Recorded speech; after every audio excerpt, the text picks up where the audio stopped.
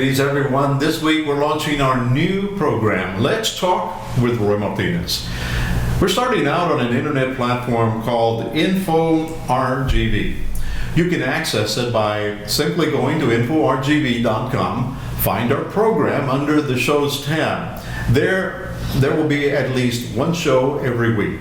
We will have a way for you to participate and contribute your opinions and comments. So make it a point to visit every single day on this week's inaugural show. We're going to be talking and visiting some of the top national, state, and local topics. For example, this week we're going to talk about President Trump's Middle Eastern visit and how it may impact you and me. There are a couple of stories closer to home, one being the fact that Sunday night the Texas Senate put a voucher-like program in the school finance bill. We also had some rain and some thunderstorms Sunday night, but it was not as bad for us as it was for our neighbors up the river. Laredo was hit particularly hard.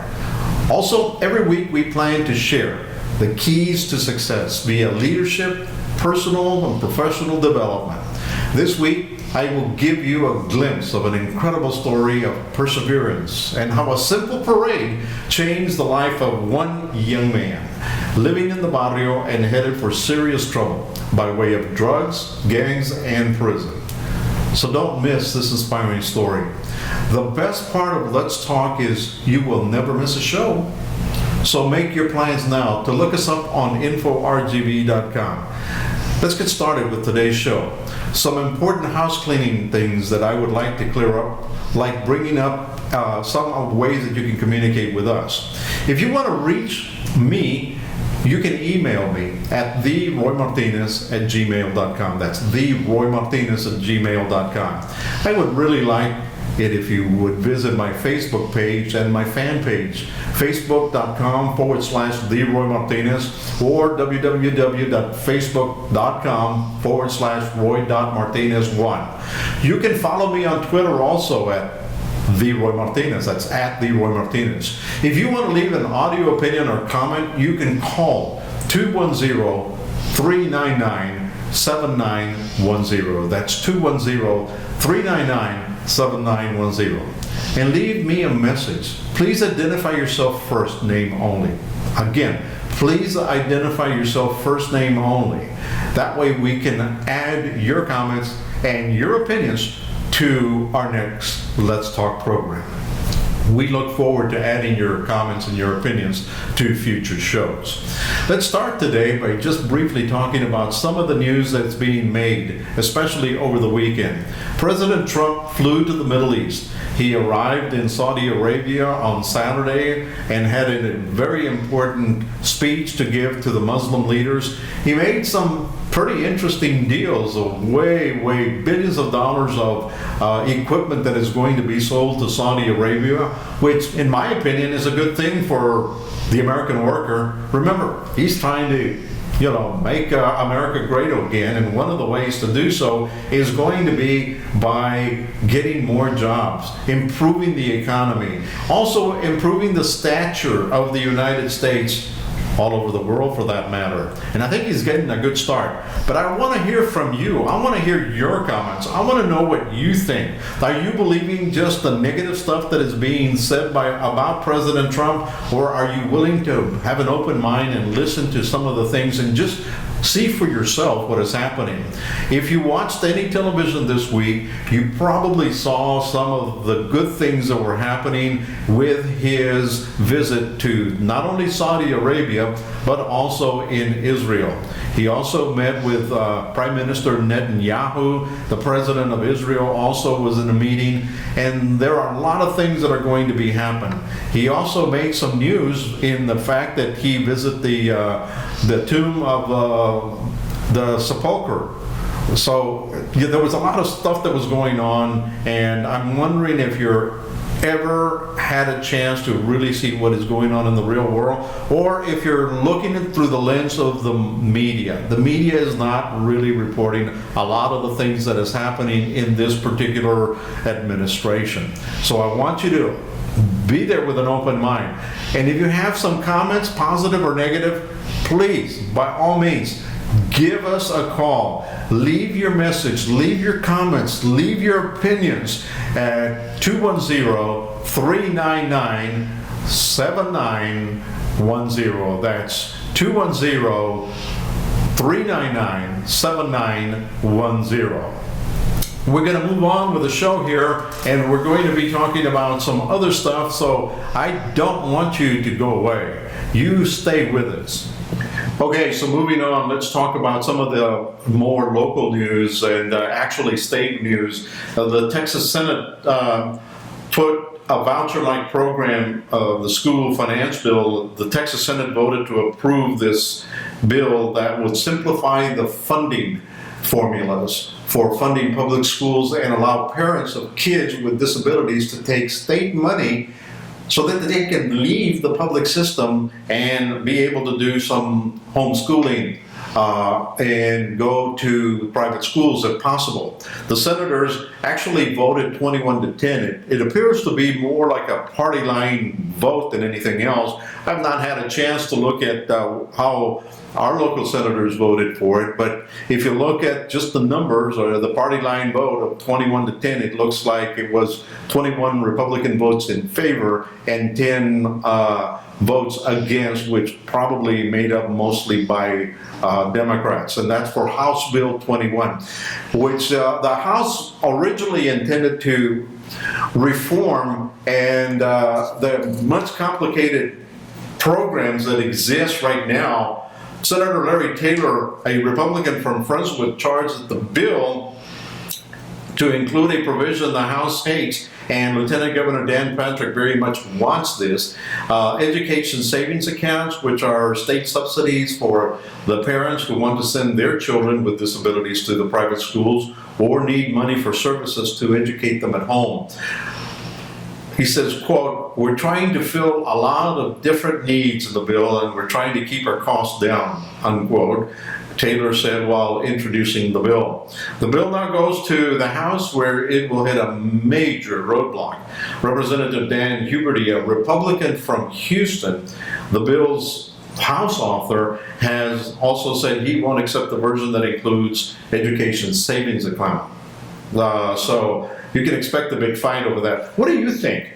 Do you think that there should be some money that is set aside for special needs children so that if they can't be handled in the public school system, some money should be made available to them and the parents so that they can educate those special need kids?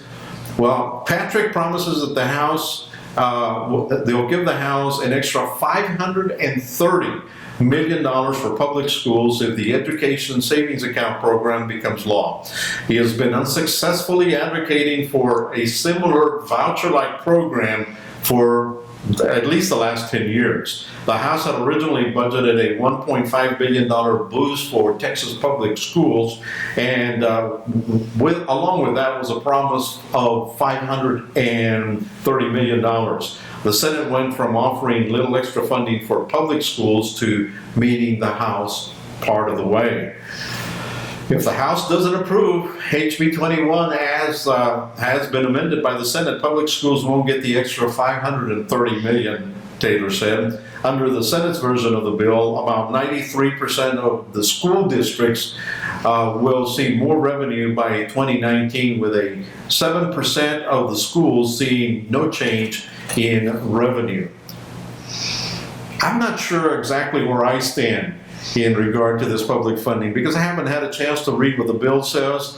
I do know a number of families that have special need kids that certainly the needs for those kids are not being met by the public school, so the parents are having to foot the bill to be able to get their children educated. But I want to know what you think. In your opinion, do you think the Senate should carve out some of the funding for the public schools for this particular deal, for this voucher-like system for these special needs kids? Why don't you email me? Send me an email at theroymartinez@gmail.com. That's theroymartinez@gmail.com. And let me know what you think. Or if you prefer to just vocalize your comments and your opinions, you can do so. It's very easy. All you have to do is call our number at 210-399-7910. That's 210-399-7910. And you will be able to make some comments. Make sure that you give us your first name. It's up to you if you want to give us your last name, but I prefer that if you just give us your first name, it'll be a lot easier for us to be able to put your comments on our next radio program, whether it's later this week or first part of next week. This is going to be in the news for the next few days, so I guarantee you we're going to revisit this in the very, very near future. You know, Sunday night we had some pretty good rain here in South Texas in the Rio Grande Valley, but our friends just to the north of us up the river had a lot worse situation than we did. The weather was rather damaging in Laredo. According to the Associated Press, the authorities have closed one of the busiest commercial crossings on the U.S.-Mexico border after damaging wind and rains. The U.S. Customs and Border Protection said in a statement that Sunday's weather caused power outages, flooding, and structural damage to the World Trade Bridge between Laredo and Laredo, Texas, that is, and Laredo, Mexico. Traffic was suspended at the time that we did this program. It was still suspended, so we don't know how long it's going to be open or whether it has already been open or not. The images from the area showed tractor trailers flipped on their sides, cosmetic damage to bridge facilities, and the power was knocked out in several border cities in Mexico. The World Trade Bridge is exclusively for commercial traffic. It's between the two countries of the United States and Mexico, and the U.S. facility processes more than 12,000 cargo vehicles a day. So you can imagine, how much that is going to slow down the situation down there. And unfortunately, not only was there damage to property and bridges and power outages, but there was also some loss of life, according to the Laredo Morning Times. There was a 13-year-old boy who was electrocuted in central Laredo during a severe thunderstorm. According to the Laredo Times again, the 13-year-old boy was electrocuted Sunday after he came into contact with a down-powered line in central Laredo, according to the authorities. There were no other injuries, fortunately, or fatalities that were reported after the severe thunderstorm with strong wind gusts that swept through the Laredo area late Sunday afternoon. Laredo police said that the boy was electrocuted in the 5300 block of Alabama Avenue. That's the 5300 block of Alabama Avenue on East Hillside Road, which is almost right downtown Laredo. It's just a little bit east of the downtown area, for those of you that may be familiar with the Laredo area. According to Judith Talavada, she says, "Our hearts go out to the family of the victim." In a statement that was released at 8 p.m., the crews were working to remove down power lines and make it possible to get them up and going as quickly as possible. But she urged residents to be very cautious, especially walking around the areas where there may be some down powered line. It doesn't matter if it's not sparking or anything like that. If you ever happen to be in a situation where there are situations that you might see some down power lines, the best thing you can do is just stay away. There were at least 40 distribution poles, if not more, that were damaged or knocked down as a result of the storms. And so in some cases, the damage to the utility poles resulted in down-powered lines, according to AEP. AEP crews were working late into the night to restore electric service to approximately 9,400 customers throughout the Laredo area. About 13,000 customers were left without any power simply because of the down lines.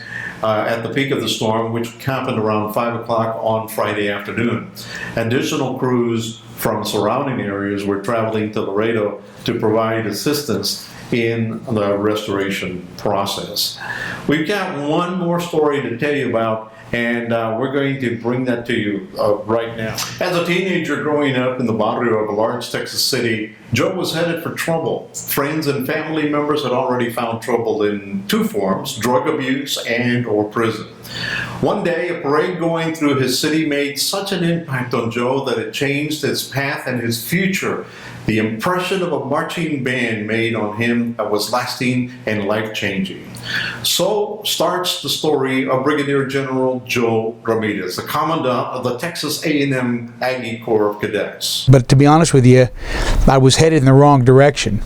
I was truly headed in the wrong direction with my life. I was succumbing to all the allure of everything wrong about that neighborhood and everything, all the temptations that were there, and I was headed in the wrong direction, as was my brother. And my brother wound up going to prison for a couple of years for drugs. But you know, it was interesting. I was in downtown Houston on a Saturday morning, and I think I was in the 10th grade. And this was back in the days when Texas A&M played Rice, the whole Corps of Cadets would march into downtown Houston.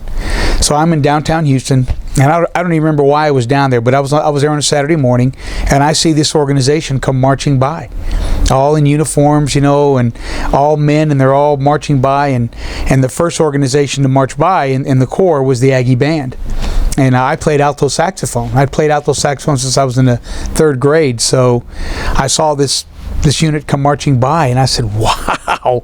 I was blown away. I said, wow. I mean, look at those guys. Look at the precision. Listen to the sound. I mean, very impressive. And I said, I want to be a part of that. I didn't know anything about Texas A&M. I knew nothing about the Corps. I knew nothing about the band. I just knew that, you know, it impressed the heck out of me seeing them march by, and I said, I want to be a part of that. And so from that day on, I said, I'm going to Texas A&M. I'm going to go to Texas A&M, and I'm going to go be in that band. And my high school counselor, who was a man that I respected greatly, because my parents didn't know anything about how to go to college. So I worked through my high school counselor. And when I got to my junior year and it came time for me to start thinking about how to get prepared to go and all, my high school counselor, I went to him and I said, I want to go to Texas A&M. And he looked at me and he said, and this is no kidding what he told me. He said, Joe, Mexicans don't go to Texas A&M.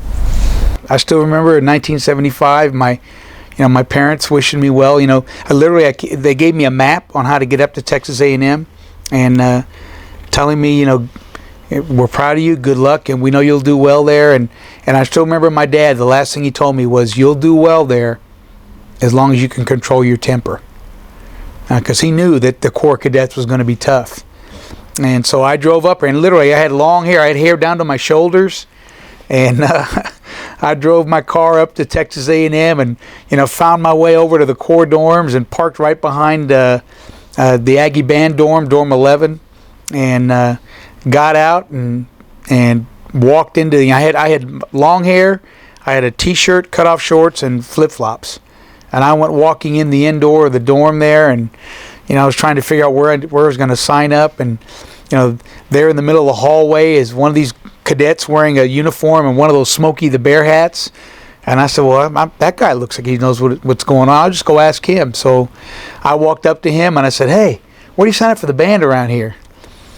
Man, I tell you, about 3 seconds later, I was pinned up against the wall, and he was yelling at me and screaming at me and threatening to do all kinds of unnatural acts to me. And you know, that's when I realized, I said, whoa, I'm not sure what I just got myself into here. I wasn't prepared for that at all.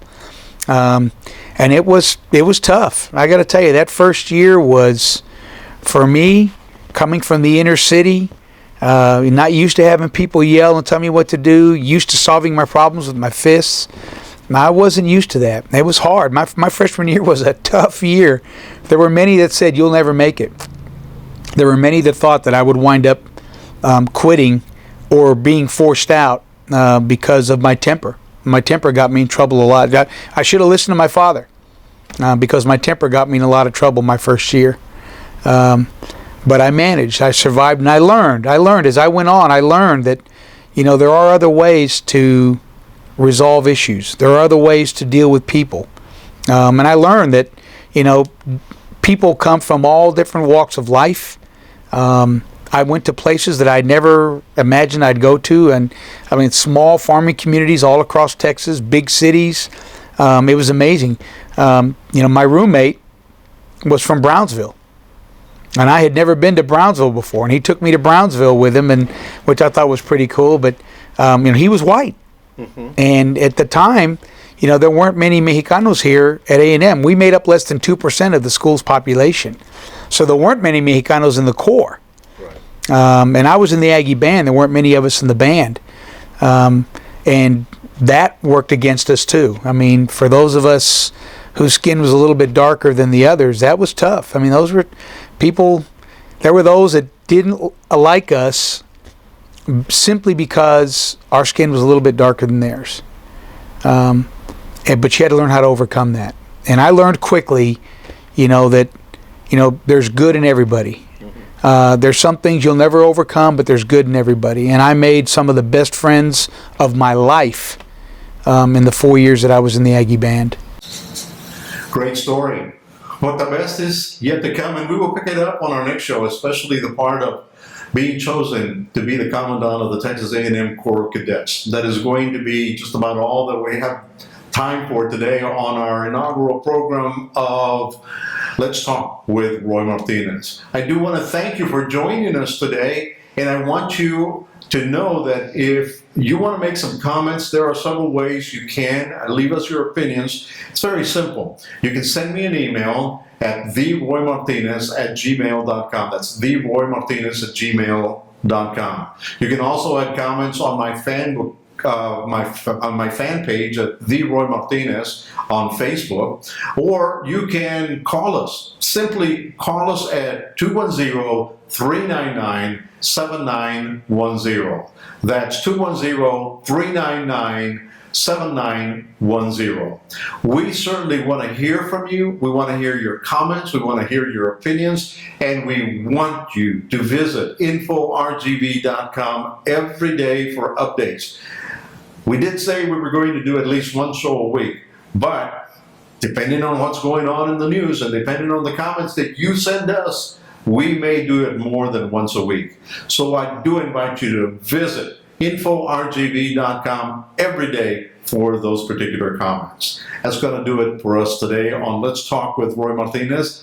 And I am Roy Martinez, and I'm living the dream.